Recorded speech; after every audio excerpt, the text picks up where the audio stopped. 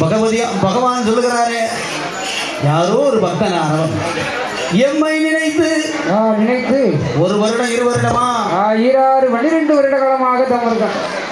12 வருட காலம் பாரதவம் புரிந்து வருகிறான்.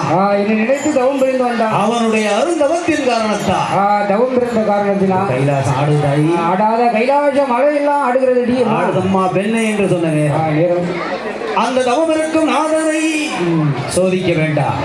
வேண்டாம். எதற்காக தவம் புரிந்தாரோ அப்படி அந்த எண்ணத்தை பூர்த்தி செய்ய வேண்டாமா? வேண்டும் அல்லவா? அதை பூர்த்தி செஞ்சிடலாம். சரி. இப்படி இருக்குகின்ற நேரத்திலே நேரம் நந்தி தேவனை அழைக்கின்றான். நாதன் சிவனார் அழைக்கிறான். நாதன் சிவனார் நந்தி தேவனை அழைத்து என்ன சொல்லுகிறான் தெரியுமா? என்ன உரைக்கிறான்? அப்பா நந்தி தேவா, அப்பா நந்தி தேவா, யாரோ ஒரு பக்தன் நாகலோகம் என்ற புண்ணிய பூமிக்கு போ சென்று எந்த திசையில் என்னுடைய நாமம் கேட்குமோ உச்சரித்துக் கொண்டிருக்கிறான். அந்த தபசிநாதனை அழைத்து வா. ஆதி கைலாசம் அவனுக்கு அழைத்து வரா. நந்தி தேவனிடம் அதிலே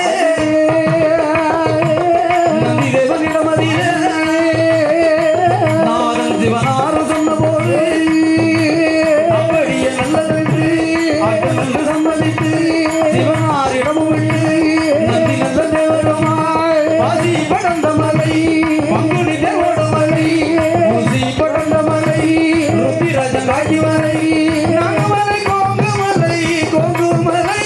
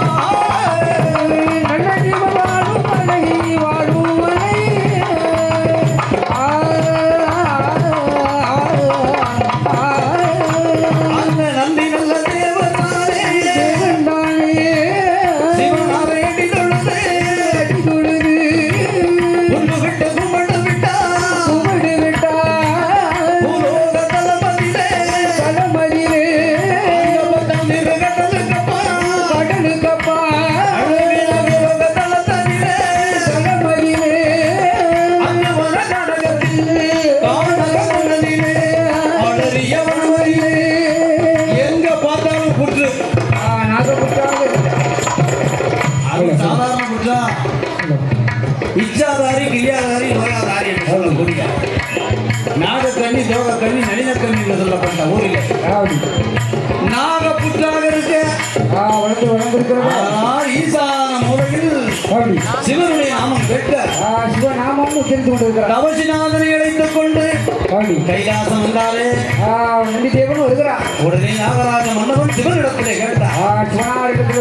குழந்தை வரம் கேட்ட நேரம் கேட்கிறானே. குழந்தை வரம் ஆசியை ஆடுவதற்கு ஆண் இல்லாவிட்டால் இல்லாமல் போனால் அடுக்களையை ஆடுவதற்காகவே பெண் குழந்தை வரமாறு வேண்டும் அல்லவா? அது ஒன்றல்ல 2 அல்ல 8 பெண் குழந்தை வரம் தந்தேன் என்று அன்னை ஆதிய பராசக்தியை உனக்கு பிள்ளையாக தீர்த்த பிரசாதத்தை கொடுத்த நேரத்திலே சிவனாரை பணிந்தான்.